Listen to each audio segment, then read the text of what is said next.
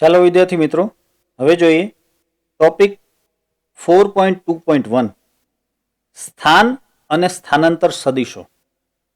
વિદ્યાર્થી મિત્રો, આપણે અત્યારે સમતલમાં ગતિ પાઠ ભણી રહ્યા છીએ, એટલે કે દ્વિપરિમાણમાં ગતિ.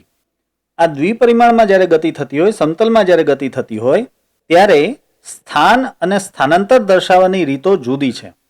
આના માટે સદિશનો ઉપયોગ કરવામાં આવે છે.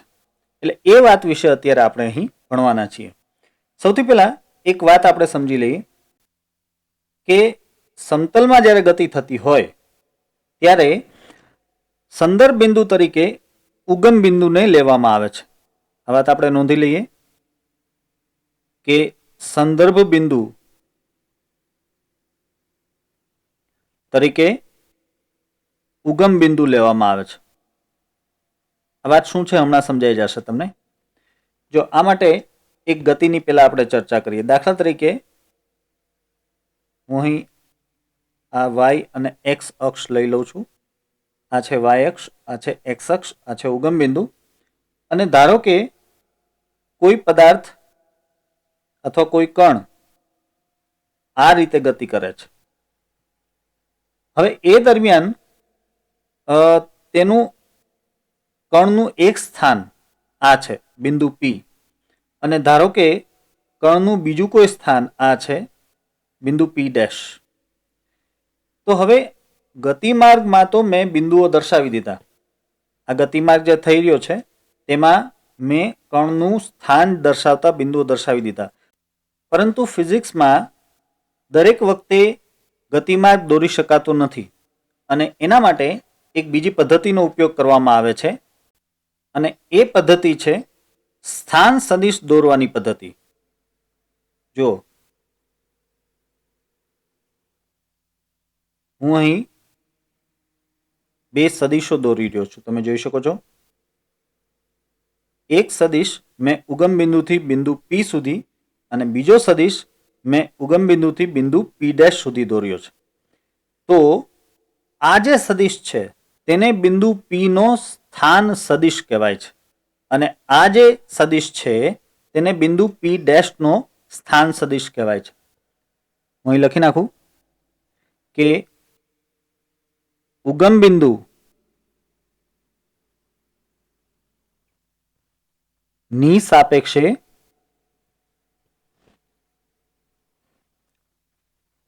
આપેલા કોઈ બિંદુ સુધી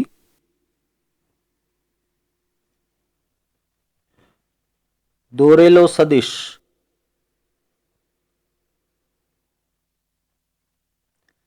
એટલે તે બિંદુનો સ્થાન સદિશ. તે બિંદુનો સ્થાન સદિશ. જો આ વાતને ફરીથી સમજી લેજો. ઉગમ બિંદુની સાપેક્ષે આપેલા બિંદુ સુધી દોરેલો સદિશ એટલે તે બિંદુનો સ્થાન સદિશ. જો આ ઉગમ બિંદુની સાપેક્ષે બિંદુ પી નો સ્થાન સદિશ અને આ ઉગમ બિંદુની સાપેક્ષે બિંદુ પી ડેશ નો સ્થાન સદિશ. આ સ્થાન સદિશ દર્શાવવા માટેની સંજ્ઞા આર છે. હું એ પણ લખી નાખીશ અહીં. તેની સંજ્ઞા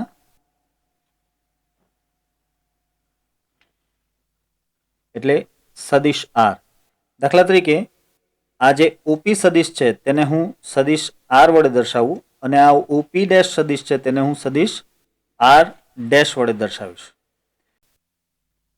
આમ બિંદુ પી નો સ્થાન સદિશ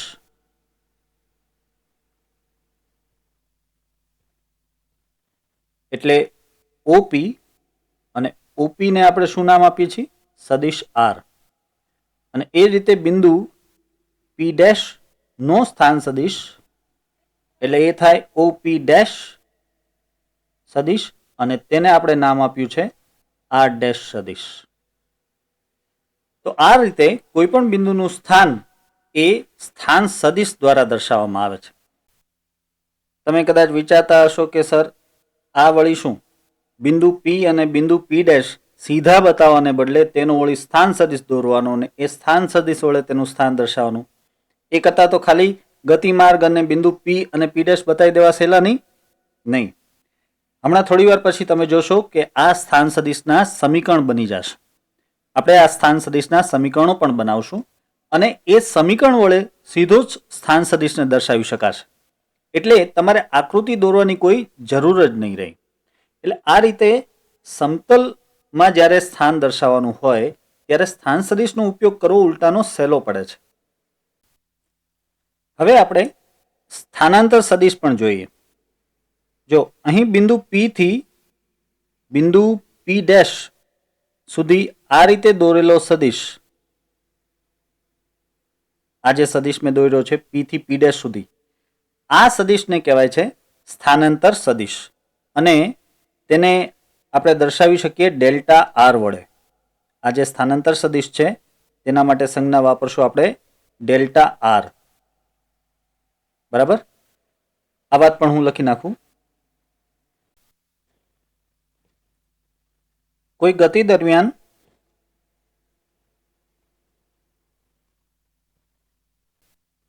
પ્રારંભિક સ્થાન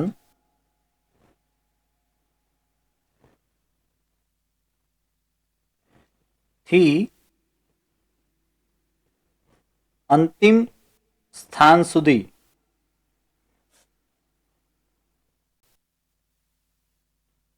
દોરેલા સદિશને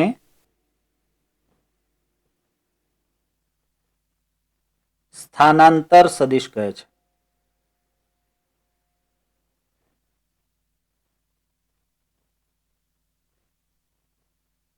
તો તેને સ્થાનાંતર સદિશ કહે છે. આપણે મુખ્ય બે વાત અહીં કરવાની હતી. એક હતી સ્થાન સદિશની અને બીજી આ સ્થાનાંતર સદિશની. ફરીથી બરાબર સમજી લ્યો કે આ પ્રારંભિક સ્થાન હતું, અંતિમ સ્થાન હતું. તો પ્રારંભિક સ્થાનથી અંતિમ સ્થાન સુધી દોરેલા આ સદિશને કહેવાય છે સ્થાનાંતર સદિશ, જેને આપણે નામ આપી શકીએ પી પી ડેશ સદિશ અથવા તો ડેલ્ટા આર સદિશ. આ ડેલ્ટા આર સદિશનું એક સમીકરણ પણ લખી શકાય અહીં, એ પણ આપણે જોઈએ. એટલી આકૃતિની આપણે જરૂર પડશે.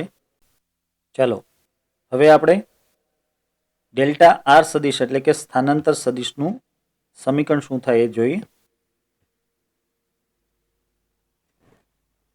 ડેલ્ટા આર સદિશ બરાબર લખી શકાય આર ડેશ માઇનસ આર. વિદ્યાર્થી મિત્રો, આ કઈ નવી વસ્તુ નથી. તમે જાણો છો કે અત્યાર સુધી આપણે સ્થાનાંતર લેતા તો સ્થાનાંતર ડેલ્ટા એક્સ લખતા, તેના બદલે અહીં ડેલ્ટા આર સદિશ છે અને આપણે ડેલ્ટા એક્સ તરીકે x2 માઇનસ x1 લખતા. x2 એટલે કે અંતિમ સ્થાન અને x1 એટલે કે પ્રારંભિક સ્થાન. તો અહીં તમારે અંતિમ સ્થાન સદિશ માઇનસ પ્રારંભિક સ્થાન સદિશ લખવાનું છે. બસ આટલો ચેન્જ છે. તો સ્થાનાંતર સદિશ બરાબર અંતિમ સ્થાન સદિશ માઇનસ પ્રારંભિક સ્થાન સદિશ.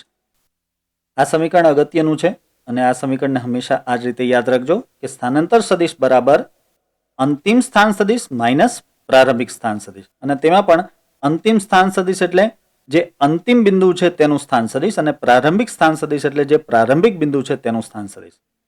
હવે ધારો કે આ જ ગતિ આમ થતી હોત, અહીંયા આકૃતિમાં જોજો, આ ગતિ આમ થતી હોત જમણેથી ડાબી બાજુએ આવી રીતે, તો આ સૂત્ર સ્થાનાંતરનું શું લખી શકાત? તો આપણે લખી શકીએ કે આર સદિશ માઇનસ આર ડેશ સદિશ.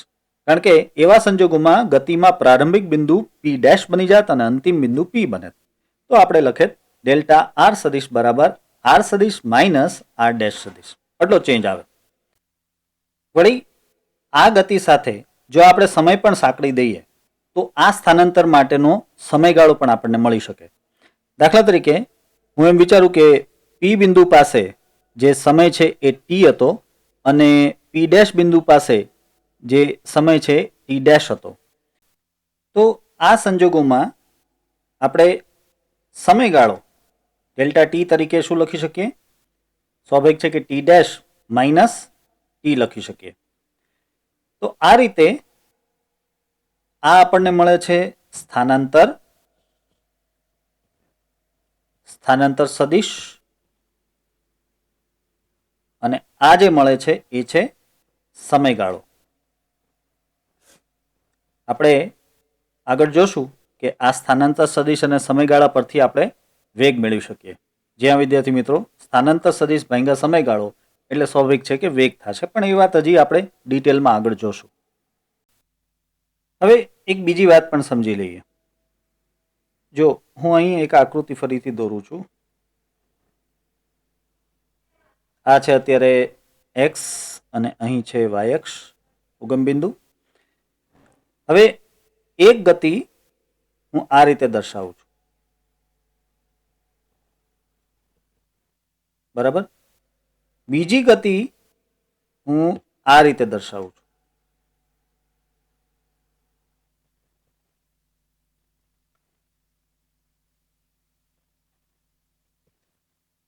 અને ધારો કે ત્રીજી ગતિ હું આ રીતે દર્શાવું છું, આ રીતે. તો આ સંજોગોમાં અત્યારે આ જે બિંદુ છે, આ બિંદુ અને આ બીજું બિંદુ, અને હું નામ આપી દઉં પી અને આને હું નામ આપી દઉં પી ડેશ. તો અહીં પી અને પી ડેશ ના સ્થાન સદિશો પહેલા હું દર્શાવી દઉં. જો સ્થાન સદિશ હંમેશા આપણે ઉગમ બિંદુમાંથી જ દોરવાનું હોય છે, એટલે આ રીતે હું ઉગમ બિંદુમાંથી બંનેના સ્થાન સદિશો દર્શાવું છું. આ થઈ ગયા બે સ્થાન સદિશો. આ સ્થાન સદિશના જેમ આગળ નામ લીધા હતા તેમ સદિશ આર અને સદિશ આર ડેશ નામ રાખીએ આપણે. તો હવે સમજો, અહીં ટોટલ 3 ગતિ છે. આ ગતિ 1, આ ગતિ 2 અને આ ગતિ 3.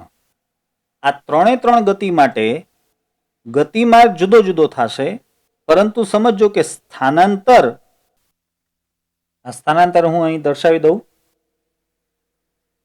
આ રીતે થશે. આ સ્થાનાંતર,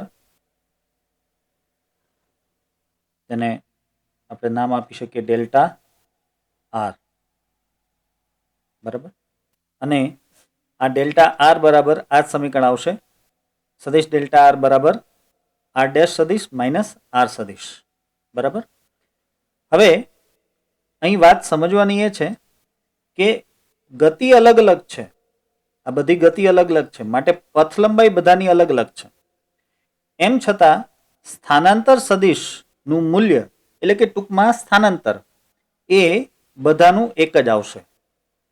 અહીં એક વસ્તુ તમે જોઈ શકો છો કે આ પહેલી ગતિમાં જે પથ લંબાઈ છે તેના કરતાં સ્થાનાંતર સદિશનું મૂલ્ય ઓછું આવશે. આ બીજી ગતિ છે તેમાં જે પથ લંબાઈ છે તેના કરતાં પણ સ્થાનાંતર સદિશનું મૂલ્ય ઓછું આવશે. આ જે એક ગતિ બતાવેલી છે યલો લાઇનથી, એ ગતિમાં જ સ્થાનાંતર સદિશનું મૂલ્ય અને સાથે સાથે પથ લંબાઈનું મૂલ્ય સમાન થશે. એટલે આ પરથી આપણે એક અગત્યની વાત કહી શકીએ કે સ્થાનાંતર સદિશનું મૂલ્ય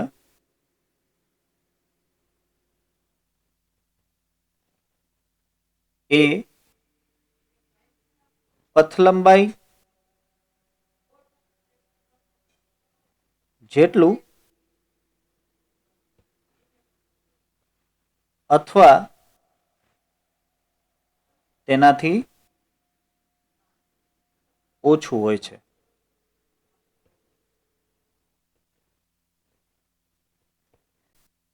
સ્થાનાંતર સદિશનું મૂલ્ય એ પથ લંબાઈ જેટલું અથવા તેનાથી ઓછું હોય છે.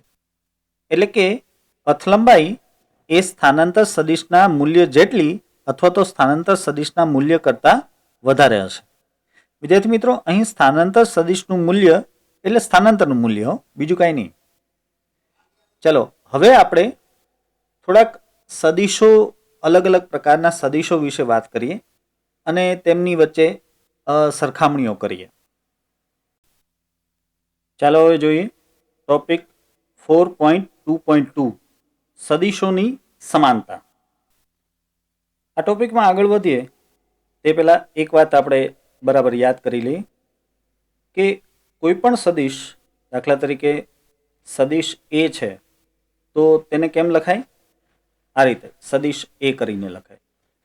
અને તેનું મૂલ્ય અથવા તો તેનું માન એ કેમ લખાય?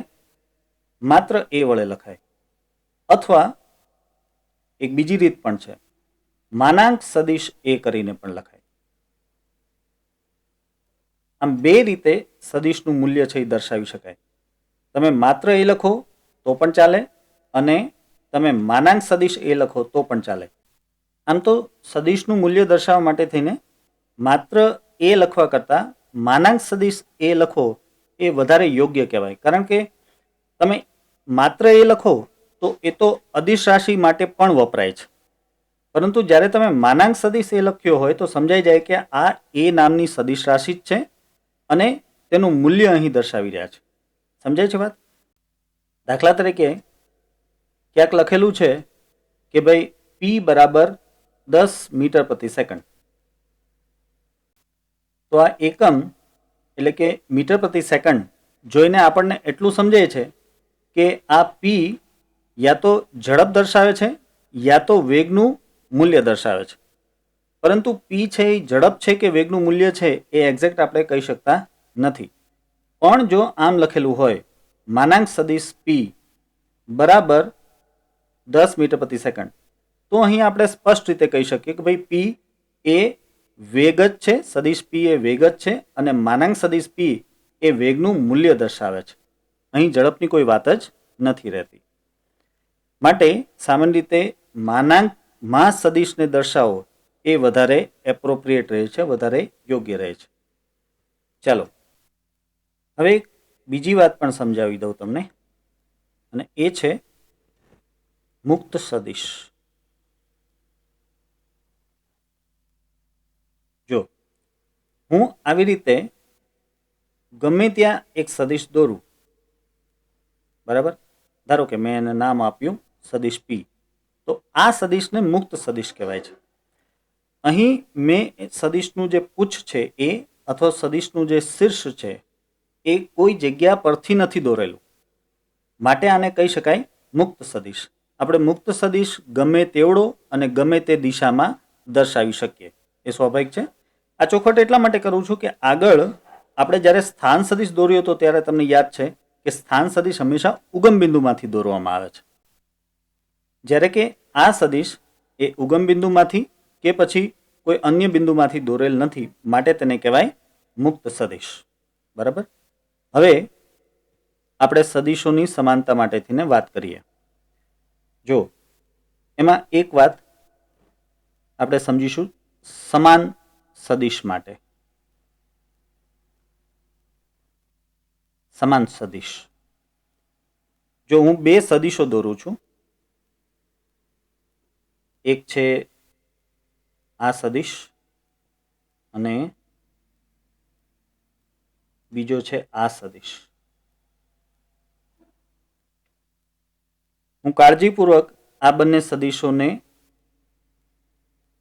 એકબીજાને સમાંતર દોરી રહ્યો છું અને બંનેની લંબાઈઓ પણ હું સમાન લઈ રહ્યો છું. તમે જોઈ શકો છો કે બંનેની લંબાઈ થોડીક જુદી છે. હું બદલી નાખું, હવે બરાબર છે. તમે જોઈ શકો છો કે બંને સદિશોની લંબાઈ સમાન છે, બંને સદિશોની દિશા પણ સમાન છે. માટે આ બંનેના મૂલ્ય સમાન કહેવાય અને સાથે સાથે બંનેની દિશા પણ સમાન કહેવાય. હું અહીં લખી નાખું આ સદિશને દાખલા તરીકે સદિશ એ અને આ સદિશને નામ દઈ દઉં દાખલા તરીકે સદિશ બી. તો અહીં સદિશ એ અને બી ની દિશા સમાન છે, દિશા સમાન છે, તેમજ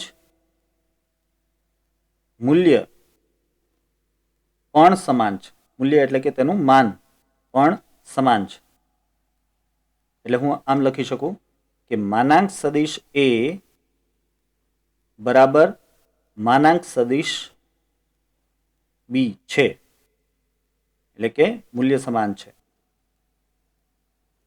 તેથી તેમને સમાન સદિશ કહેવાય. સમાન સદિશો કહેવાય.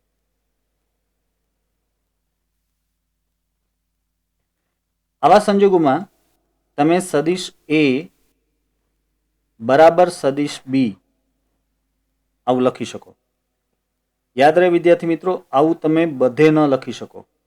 જો મૂલ્ય અને દિશા બે સમાન હોય તો અને માત્ર તો તમે સદિશ એ બરાબર સદિશ બી લખી શકો. હવે આગળ બીજી એક વાત જોઈએ. એ માટે હું થોડી અહીં જગ્યા કરી લઉં.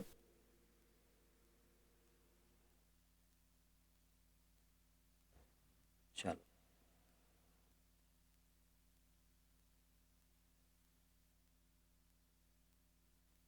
હવે બીજી વસ્તુ,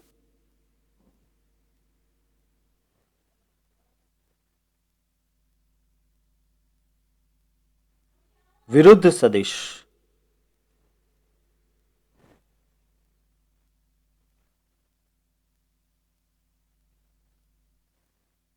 વિરુદ્ધ સદિશ. હવે જો એ માટે હું અહીં ફરીથી બે સદિશો દર્શાવીશ. આ છે સદિશ એ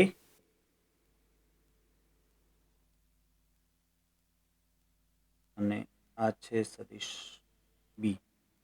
મારે બંનેની લંબાઈ સમાન રાખવી છે.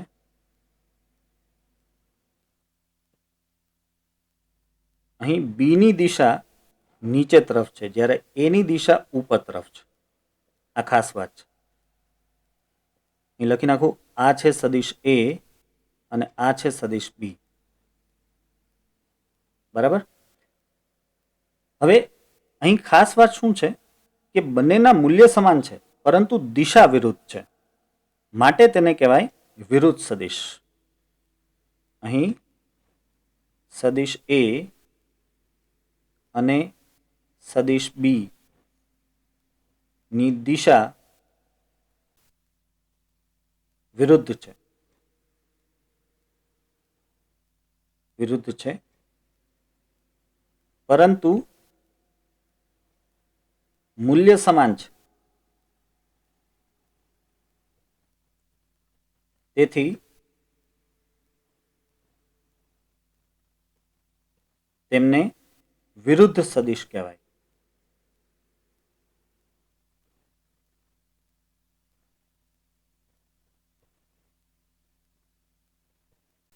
જો ફરી એકવાર સમજી લેજો, આ સદિશની દિશા આમ ઉપર તરફ છે અને આ સદિશની દિશા બરાબર તેની વિરુદ્ધ દિશામાં છે. બરાબર. જ્યારે કે બેની લંબાઈ તો સમાન જ છે, માટે દિશા બંનેની વિરુદ્ધ છે, મૂલ્ય બેના સમાન છે, તો આપણે તેને વિરુદ્ધ સદિશ કહી શકીએ.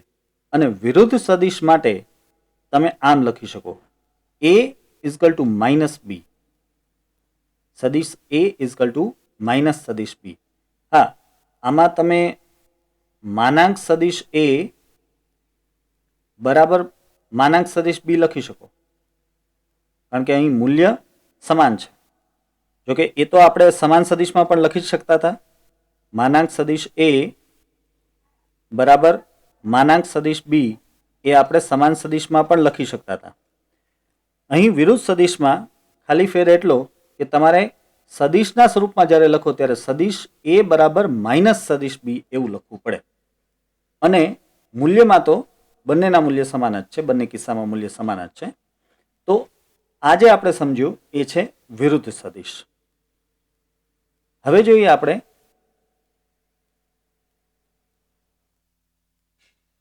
એક ત્રીજી બાબત, અને એ છે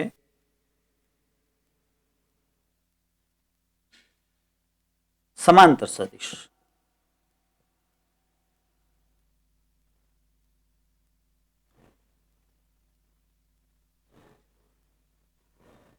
સમાંતર સદિશ. જો એ માટે હું સદિશ દોરી લઉં પેલા.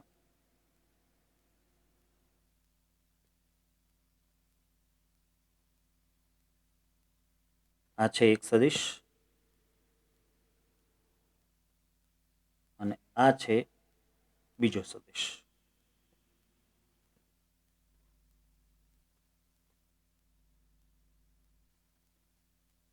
અહીં તમે જોઈ શકો છો કે સદિશ એ અને સદિશ બી બંનેની દિશા સમાન છે, પરંતુ બંનેના મૂલ્ય સમાન નથી, બંનેની લંબાઈ સમાન નથી, માટે બેના મૂલ્ય સમાન નથી.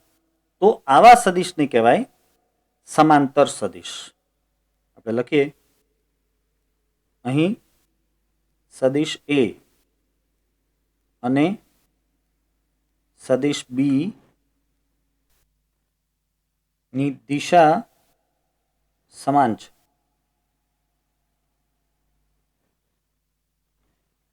પરંતુ બંનેના મૂલ્યો જુદા છે.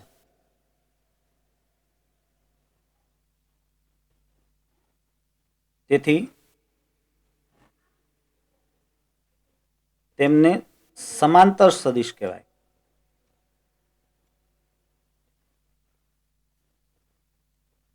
સમાંતર સદિશો કહેવાય. જો આવા સંજોગોમાં તમે સદિશ એ સમાંતર છે સદિશ બી આમ લખી શકો.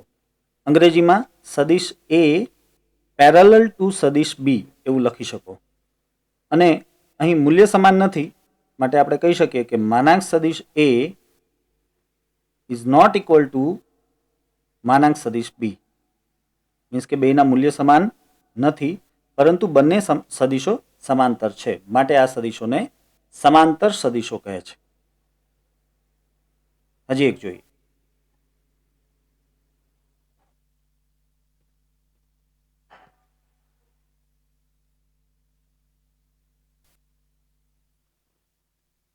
હવે જોઈએ આપણે પ્રતિ સમાંતર સદિશ.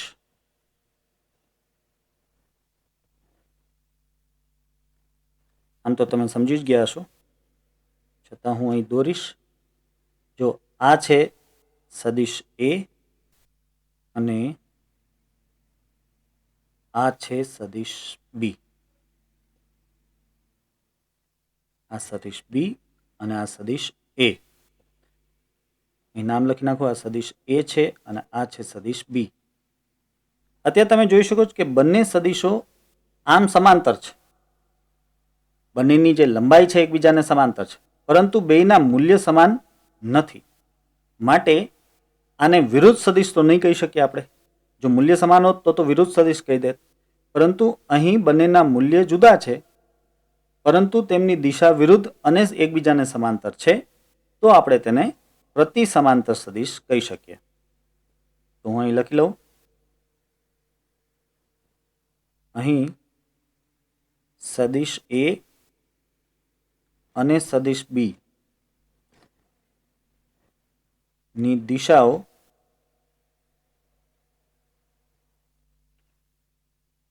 વિરુદ્ધ છે અને બંનેના મૂલ્યો જુદા છે.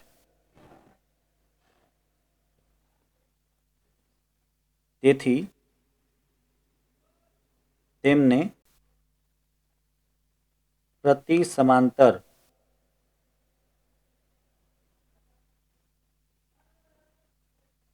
સદિશો કહે છે. વિદ્યાર્થી મિત્રો, આવા સદિશો માટે તમે આમ લખી શકો. સદિશ એ સમાંતર છે માઇનસ સદિશ બી, અને મૂલ્ય તો સમાન નથી જ, માટે માનાંક સદિશ એ ઇઝ નોટ ઇક્વલ ટુ માનાંક સદિશ બી. બેના મૂલ્ય સમાન નથી. આ વાત સમજાણી વિદ્યાર્થી મિત્રો? જો અત્યારે આ તરફ દોરેલો છે સદિશ બી, તો આના જેવડો જ બીજો સદિશ જો આમ દોરીએ આપણે આ તરફ ઉપર તરફ, તો એ કહેવાય માઇનસ સદિશ બી. એક મિનિટ, હું જરા દોરીને સમજાવી દઉં તમને. જો હું સદિશ એક આમ દોરું આ રીતે, બરાબર, તો આ જે સદિશ છે આને હું -b સદિશ કહી શકું ને, કારણ તમે જો આ સદિશ b કરતા બરાબર વિરુદ્ધ દિશામાં આ સદિશ છે એટલે આ -b કહેવાય. હવે સમજો સદિશ a અને આ માઇનસ સદિશ b બંને એકબીજાને સમાંતર કહેવાય કે ન કહેવાય? કહેવાય. માટે આપણે લખી શકીએ કે સદિશ a સમાંતર છે માઇનસ સદિશ b, એટલે આવા સદિશને કહેવાય પ્રતિ સમાંતર સદિશ. ચાલો હવે આપણે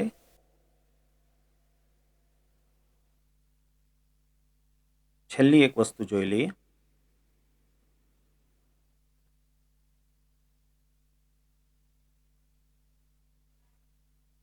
અને એ છે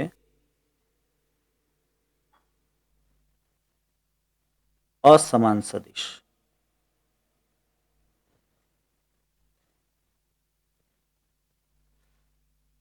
જોકે આમાં કોઈ વ્યાખ્યાની જરૂર નથી, તમે સમજી જ ગયા હશો. દાખલા તરીકે આ છે સદિશ a અને આ હું દોરું છું સદિશ b. હું ખાસ ધ્યાન રાખું છું કે સદિશ b નું મૂલ્ય સદિશ a ના મૂલ્ય જેટલું જ રહે. અહીં લખી નાખું, આ છે સદિશ a અને આ છે સદિશ b. અહીં સદિશ a અને b બેયની લંબાઈ સમાન છે, એટલે કે બેયના મૂલ્ય સમાન છે, પરંતુ બેયની દિશા જુદી છે. માટે આવા સદિશને અસમાન સદિશ કહેવાય. જો લંબાઈ સમાન હોવા છતાં પણ અસમાન સદિશ કહેવાય, કારણ કે સદિશ બે બાબતનું બનેલું છે, એક તેનું મૂલ્ય અને એક તેની દિશા. હવે આ બંનેમાંથી કોઈ પણ એક વસ્તુ જો સમાન ન હોય તો તમે તે બે સદિશોને સમાન સદિશ કહી શકો નહીં. એટલે અહીં બંનેની દિશાઓ સમાન નથી, માટે તેને સમાન સદિશ કહેવાશે નહીં અને અસમાન સદિશ કહેવામાં આવે છે. અહીં સદિશ a અને સદિશ b ની દિશાઓ સમાન નથી.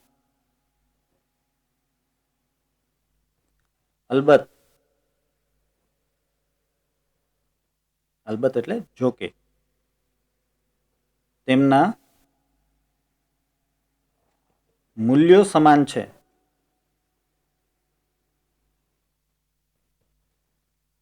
છતાં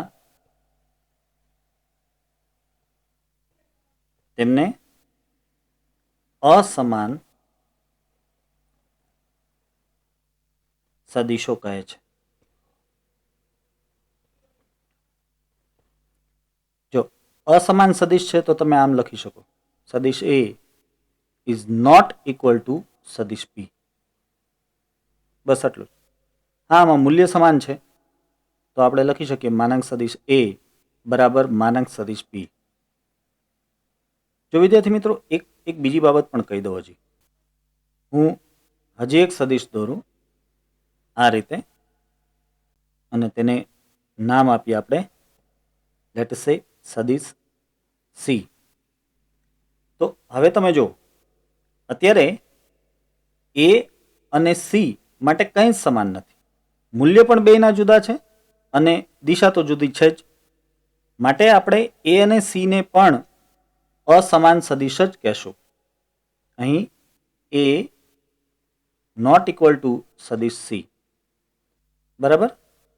એટલે એવું નથી કે સદિશોની દિશા જુદી હોય અને મૂલ્ય સમાન હોય તો જ અસમાન સદિશ કહેવાય. દિશા જુદી હોય અને મૂલ્ય પણ જુદા હોય તો પણ તેને અસમાન સદિશ જ કહેવાય. તો વિદ્યાર્થી મિત્રો, આ બધા શબ્દો યાદ રાખજો. આપણે જોયું કે સમાન સદિશ એટલે શું, વિરુદ્ધ સદિશ એટલે શું, સમાંતર સદિશ એટલે શું, પ્રતિ સમાંતર સદિશ એટલે શું અને અસમાન સદિશો એટલે શું. હવે જોઈએ કે સદિશોનો વાસ્તવિક સંખ્યા સાથે ગુણાકાર કરીએ તો શું થાય. તો આ છે ટોપિક 4.3, વાસ્તવિક સંખ્યા વડે સદિશોનો ગુણાકાર. આપણે સદિશને કોઈ વાસ્તવિક સંખ્યા સાથે ગુણીએ તો શું થાય એ વાત આપણે અહીં સમજીશું. જો એ માટે કહું કે ધારો કે આપણે કોઈ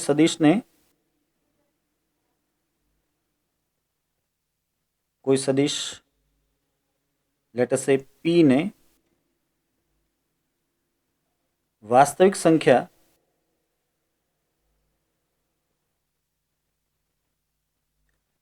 લેમડા વડે ગુણવામાં આવે. આ સંજ્ઞાનું નામ છે લેમડા. લેમડા વડે ગુણવામાં આવે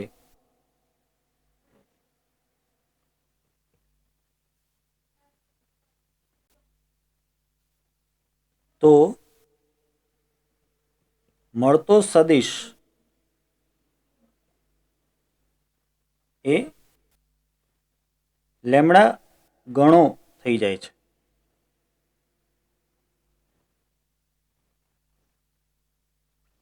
એટલે કે લેમડા ગણો મોટો થઈ જાય છે, પરંતુ તેની દિશા બદલાતી નથી. આમાં દિશા નહીં બદલાય. જો આ વાતને સમજીએ. દાખલા તરીકે પેલા હું એક સદિશ દોરી લઉં. આ છે સદિશ એ, બરાબર. આ સદિશ એ છે અને હવે હું દોરું એક બીજો સદિશ જે છે લેમડા એ સદિશ. જો આ સદિશને હું કહીશ લેમડા એ સદિશ. ટૂંકમાં આ સદિશની દિશામાં જ આ સદિશ છે, પરંતુ તે લેમડા ગણો છે. દાખલા તરીકે લેમડા બરાબર 2 હોય તો તમે જોઈ શકો છો કે આ 2 ગણો છે. લેમડા બરાબર 3 હોય તો તમારે 3 ગણો સદિશ દોરવાનો થાય. તો અહીં તમે જોઈ શકો છો કે આ સદિશની જ દિશામાં જ આ સદિશ છે, તેની દિશા નહીં બદલાય. આ લેમડા એ સદિશની દિશા નહીં બદલાય. અહીં હું સરળતા માટે આ જે લેમડા એ સદિશ છે ને એને એક નવું નામ આપી દઉં. એને નામ આપી દઉં સદિશ બી. તો સદિશ બી એટલે શું? અત્યારે લેમડા એ સદિશ. જો અમે કંઈ નવું નથી કર્યું. આજે એક નવો સદિશ આપણે દોર્યો છે કે જે એ કરતા લેમડા ગણો મોટો છે, તેને હું બી નામ આપી દઉં છું. એટલે આ સદિશ બી છે, આ સદિશ એ છે અને બી શું છે? B is equal to lambda a. Means કે આ જે બીજો સદિશ છે એ લેમડા ગણો મોટો છે. કોના કરતા? એ કરતા. પરંતુ બેની દિશા છે ઓબ્વિયસલી સેમ રહેશે. તો આ રીતે તમે વાસ્તવિક સંખ્યા સાથે જો કોઈ સદિશને ગુણો તો તેની દિશા નથી બદલાતી, માત્ર તેનું મૂલ્ય એટલે કે તેની લંબાઈ બદલે છે. હું અહીં લખી નાખું કે અહીં સદિશ બી બરાબર લેમડા એ. હવે જો લેમડા બરાબર 2 હોય તો સદિશ બી નું મૂલ્ય સદિશ એ કરતા બમણું હશે.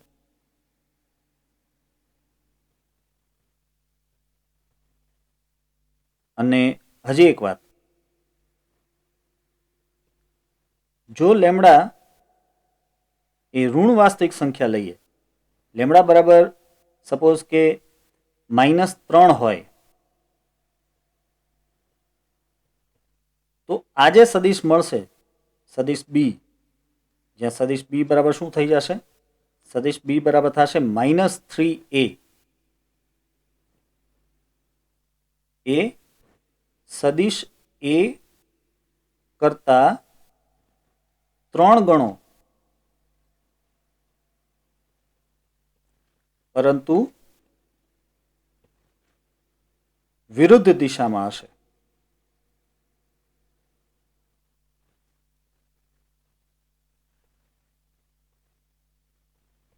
બરાબર? તો આપણે એટલી વાત આમાં સમજવાની છે આ સૂત્ર પરથી કે જો આપણે લેમડા તરીકે ધન વાસ્તવિક સંખ્યા લઈએ તો જે પરિણામી સદિશ મળશે એ સદિશ મૂળ સદિશની દિશામાં જ હશે, પરંતુ તે લેમડા ગણો મોટો થઈ જશે. અને જો લેમડા તરીકે ઋણ વાસ્તવિક સંખ્યા લઈએ તો એવા સંજોગોમાં મળતો સદિશ એટલે કે બી એ એની વિરુદ્ધ દિશામાં હશે અને લેમડાનું જે કંઈ મૂલ્ય હશે તેટલા ગણો મોટો થઈ ગયો હશે. અહીં તમે લેમડા તરીકે અપૂર્ણાંક સંખ્યા લ્યો. દાખલા તરીકે તમે લેમડા તરીકે 0.5 લીધા પ્લસ 0.5, તો એવા સંજોગોમાં મળતો સદિશ બી એ એની દિશામાં જ હશે, પરંતુ એ કરતાં બી અડધો હશે. બરાબર? તો આ રીતે ધન વાસ્તવિક સંખ્યા સાથે સદિશનો ગુણાકાર કરીને તેની દિશા એની એ રાખી શકાય અને મૂલ્યમાં વધારો કે ઘટાડો કરી શકાય.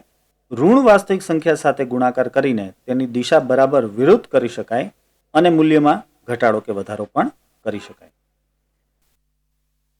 ચાલો, તો આ સાથે હું તમને જણાવી દઉં કે આજે જે કંઈ ટોપિક આપણે ભણ્યા તેના પ્રશ્નોત્તરની પીડીએફની લિંક મેં ડિસ્ક્રિપ્શનમાં મૂકેલી છે. તે તમે ડાઉનલોડ કરી શકશો અને નોંધી શકશો.